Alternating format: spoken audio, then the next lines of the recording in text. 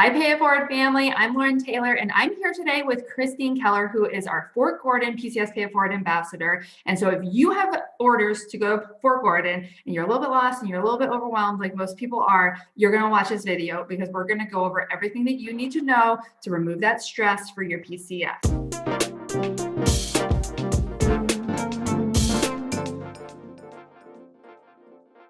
So, Christine, thank you for doing this with us. Thanks for being here. You're welcome. I am happy to be here. Where else would I be? All right, guys. So when you're going, Christine, so you generally have three options, every military family, right? I just got orders. I know that I can either live on base, I can rent, or I can purchase a home. So can we discuss those three options and what they look like at Fort Gordon, starting with probably base housing? I mean, what's the capacity there? Like how many people can actually live in base housing? There's a few different spots where you can do on-post housing, but it seems like there's usually a waiting list. So a lot of people who want to get into post housing have a waiting list longer than that's preferable, and some people don't get into it at all. And the people that actually do move into post housing don't seem to be raving fans of it. But it is very convenient if you're going to be here for a short period of time, or if you are moving here with pets. Sometimes it's a really convenient, easy option if you can get in there and get a unit rather than trying to secure a short-term lease in our area, or even something that may be furnished or Airbnbs. They're hard to come by in our area. Okay, good to know. So do people have to wait until they arrive to get on those wait lists? I know that's different for every post housing. No, as long as you have orders, you can get the waiting list, but you have to have some orders in order to call and get on that housing list. Okay, guys, that's game changing. That is not something that is normal. I always tell my ambassadors whenever we're talking about this thing, it's like, well, that's different here. That's like the one thing we should be talking about a lot. So if you have orders, you can get on that wait list. Now, let's say I get on that wait list and then ultimately I decide to buy a home, or I decide like, hey, I'm a rent off post. Are they able to just exit off the wait list? Like no problem? Yeah, I think you can decline off the wait list and they'll go to the next person because there's such a demand for people who are looking to get into something fairly quickly that they will just move on to the next person. So to me, it just seems like a no-brainer. If you have orders, you should be on the wait list because at least then you're in like the ticker, if you will, or in the queue. And then if you do find something else, you can just exit from the list. Wow, that's wonderful. Okay, good. And then any limitations with on-post housing we should know about? You mentioned that pets is a good option. So they allow for pets? They will allow for pets, and I've heard of several people that have actually installed their own fencing if the unit that they get doesn't have fencing in the backyard for their pet. And it is an additional cost for someone, but it's really convenient to be able to have that option where I think sometimes, a lot of landlords don't let you do much of anything, not even paint or have a pet, much less install fencing or something. That's incredible. Okay, good to know. So if those are, and then in terms of how BAH works with on post, I know every base is different, right? So if I go on post, am I going to be getting a little bit extra in my pocket a month, or is it total? Is it going to cost me more? What's like the wash there? They're going to take the entire BAH housing payment, but it will include your utilities and such as also. Okay. So I think that's pretty normal from post or base to base that they're probably going to take your entire BAH payment in place of going to an on-post or off-post housing option. Okay, perfect. So now, I always like to look at the three ways we can use our BAH. And guys, if you have not watched the video about the three ways you can use your BAH, you should. It's on here on the YouTube channel. And we talk about obviously living on post, we talk about rentals, and we talk about purchasing a home and how those different choices can impact your wealth strategy over time, quite frankly. So you should definitely watch that video. You can just scroll down. I'm sure you'll be able to find it in the queue. And before I ask you next question, also, these are all great answers, guys. I think that if you need more support, though, you need to go to Christine's community. She has a full support community for Fort Gordon. There's hundreds of other military families just like yours who are like answering questions about time, about commute, about neighborhoods, about, what does the 4-bedroom on post look like? What does the 3-bedroom on post look like? So click the link below and get yourself in there. So that way you can get, this is just the tip of the iceberg in terms of the information you're going to want to know. And then, so let's talk about rentals though. So rentals and on post are very similar to me in the fact that it's kind of like a lost BAH, right? Like, so you get this amount of money that's tax-free that comes, it's supposed to be allotted towards housing. And yes, we give it to on post, we have a wash, we walk away, we don't gonna owe anything in 3 years, it's just gone. A lot of times with rentals too, is the same, right? It's just gonna be a wash. What's the cost difference in terms of what you see from BAH to rental prices right now? It seems like for our area, the BAH could use some increase, in our opinion, to most people, in that a lot of people who do decide to go off post are probably going to be spending their BAH plus a little bit more to get what they would find to be most comfortable. Rent prices have gotten extremely expensive in our area, especially, I would say, in the last year or two. We've seen huge increases in our rent prices. Okay.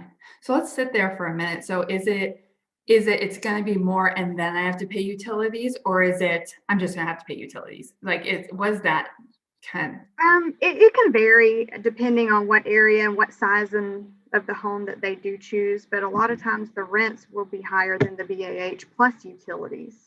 Okay. So if they want a list of verified rentals, because this is something we talk about in PCS Pay-it-Forward, right? Is that unfortunately, especially starting back in 2016, it's not getting any better now. There are fraudulent rental scams that are all over the internet trying to get us to sign contracts and send money without us ever seeing the properties, because military families are quite frankly easy targets. So what is the Fort Gordon community? What's your approach to helping make sure that families know that properties are verified? This isn't a scam. This home is available. If you do decide to move forward with the landlord, like it's not a fake house. It's not a fake listing. Like what does that look like there? So we post weekly any new rentals that are available through our MLS. They're verified to be managed by real estate companies, real estate brokers. So we know that these people are licensed through the state of Georgia and are not going to be scam artists that are going to take advantage of military people who are moving to the area, sight unseen especially. And we can also set up custom lists so that people that are looking for certain price ranges, certain number of bedrooms, certain areas, certain school districts, we can set up custom search for people to actually receive updates of when those houses would hit the market. So it gives them a better opportunity to secure a property that would fit their needs the best, because you're usually the very first to hear about it. Yeah, I think that is well, anytime someone tells me the rental prices went up, I hear in my mind like it's competitive, right? It's The very only reason that they can increase the prices is because there is someone who's willing to pay it. There's more renters than there are homes that are available. So getting on a list where you get notified immediately when properties hit the market is game changing. You can't wait for Zillow to update for a day. You can't, not to mention now Zillow is charging their landlords and property managers to feature their properties. So there's a lot of inventory right now that's available, that's not even on there. And unfortunately, I don't think that the consumer has recognized that switch yet, just because it's something we know in the industry. It's not something we talk about like on the consumer level. So if you're struggling right now with finding a place, guys, definitely get into the support community and message Christine almost immediately. She can get you set up for one of those lists, so that way you can get notified, because you have to be aggressive if you're gonna get one of those homes. You do have to be aggressive, and a lot of the listings that are on Zillow are also not verified. Anybody can get on Zillow and pay a nominal fee and place a listing on Zillow. So you do have to be careful on those websites like Zillow, Craigslist. We get lots of calls about scams. As a matter of fact, scam artists have been taking our pictures of listings that are for sale online and putting, too good to be true rent prices on them and pretending to be the owner, taking applications, going ahead and sending applications out and telling them that the home has accepted their application and asking them to send over security deposits, first month's rents, without them even looking at the property, which is not uncommon for military people relocating, especially with travel restrictions. So you do have to really be careful as far as verifying who you're talking to is the owner of the property. And we will help provide that information if it doesn't sound right or it sounds too good to be true, often that it is, and it doesn't hurt to verify. Yeah, 100%. I mean, these guys are smart, guys. Even my dad in San Diego, he is in a military family. He lived down the road, and he almost got taken advantage of by one. And he sent me over, and I was like, Dad, these are literally the listing pictures of a house that was listed a year ago. I was like, have you driven by? Are there people living there? And the guy was completely convincing. And so I pulled the tax record and I was like, that man has no association with this property. And quite frankly, if I skip trace him, because, I'm a little crazy and I'll do that, I was like, he doesn't even live in this country. And No. so, I got real down and dirty with some of these scammers a couple years back. And I was like, I'm going to do like a top 10 most scammers list because it's the same people. And the problem is that there's no accountability, guys. So we don't want to scare you, but what the goal of the program is to create a resource so you can protect yourselves, right? Because it does sound too good to be true, but they do provide a certain like amount of urgency, and you do feel like you're going to miss out on it. And it creates this perfect storm where we can get taken advantage of. So get into the community and post a picture. Say, hey, has anyone seen this? Does this look legit? Christine can pull the tax records.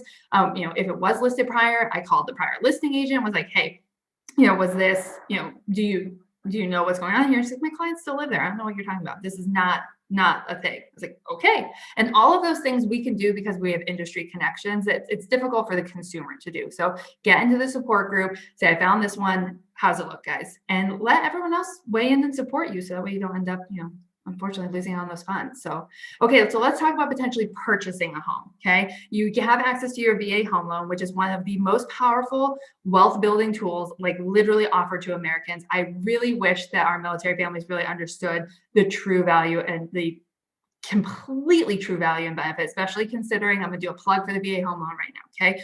Considering that people who own their homes are 41 times more wealthy than people who don't, considering that other home buyers have to come up with 3.5%, 5%, 20%. It creates a barrier of entry that some people will never be able to accomplish. It's incredible. Okay. So if I want to potentially buy a home at Fort Gordon, how does that look? Like, when should I start looking? Should I start looking the week before I come, or should I be looking like 120 days out, 6 months out? When should I start is the first question. I would start researching as soon as I had any idea that I was moving to Fort Gordon. I think that's one of the biggest mistakes that people make, is they're not researching enough in advance to find out exactly what option is best for them. And then if you wait too long, you feel like you're scrambling or you're rushing into maybe purchasing a home or finding a home, and it's a lot more stressful. It's always best to research, get approved, compare the cost of renting versus buying, and let's have a conversation about how long you're going to be here and what those costs are and the potential benefits that you could get going either way. And we can help you explore what the best option is. If you're only going to be here for a few months for class, 9 months, then usually renting is going to be a better option for you.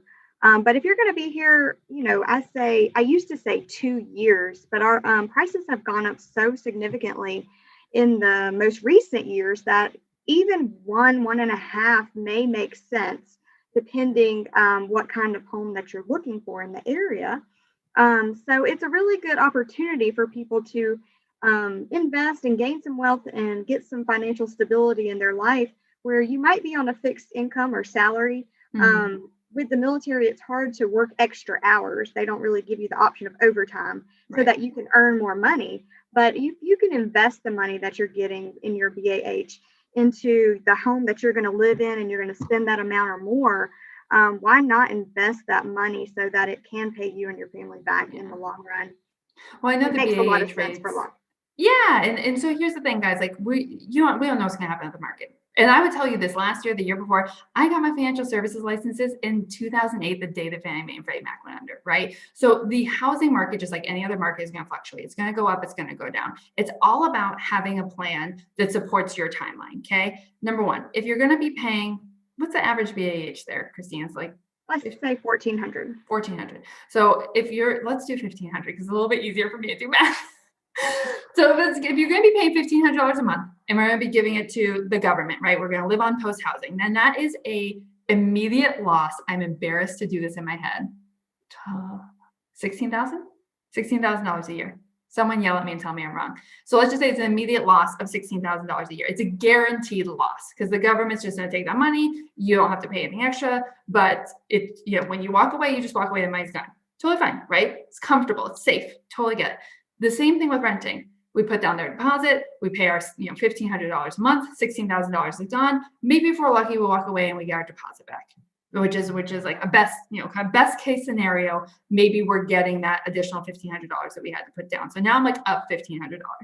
When you look to purchase a home, depending on the cost and depending on what kind of deal that you can obviously get in the area, opposed to that, $16,000 being paid into kind of like in a nothingness abyss, paying the mortgage of the government, paying the mortgage of the landlord, you can pay your own mortgage and it pays down your principal interest. And then not only that, but you have the opportunity for potentially the value to increase. So not only are we looking at potentially the capital appreciation, the property value go up, but also you're paying down your mortgage. And that's where the wealth is made, right? Now the beautiful thing is the longer the timeline, the more that this can happen, which is why our military families usually don't purchase homes if they're there for a year.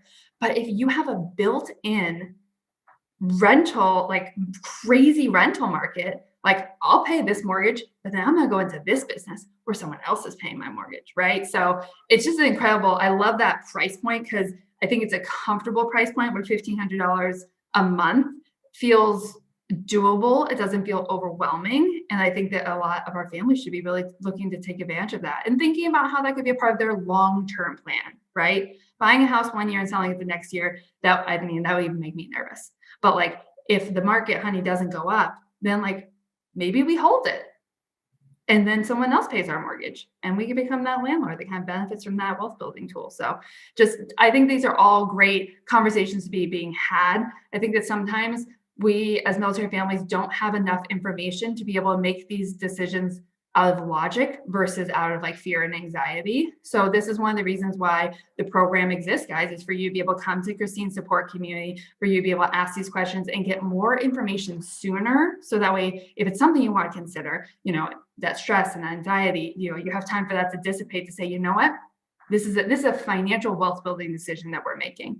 We're not, and take advantage of that as it makes sense. So, okay, Christine, anything else that we should know going to Fort Gordon that you feel like, oh wait, hold on, let me rephrase this.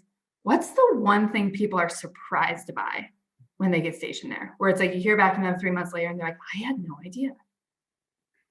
I know this is going to sound strange, but I think the biggest surprise are people are like, why are there so many bugs in our area? I don't think that's strange at all. Strange. Because people that are coming from like Hawaii or even Korea, Germany, I don't know. I guess they just really don't have as many bugs in our area, but we're in Georgia and we have a lot of, it gets really hot and we have a lot of bugs. So you got to have an exterminator. I recently moved from Southern California to Tennessee, which is, obviously more southern. And, we're like, do we have an infestation? Our neighbor's like, this is normal. What are you talking about? So that's the thing. We're all coming from all over. So I appreciate that. So if you just got to Fort Gordon, you're like, honey, like we're dirty, crazy people and we need help. No, you're normal. Just call an exterminator. Don't worry about it. All right. Yeah. Awesome. Guys, well, don't forget, hit us with your comments below. If you were stationed at Fort Gordon, you think that we should have covered something that we missed here, hit us with that. And if you are going to Fort Gordon, click the link below and get into that support community so we can get you all the information you need to make the best decision for your family. So keep paying it forward, guys. Bye.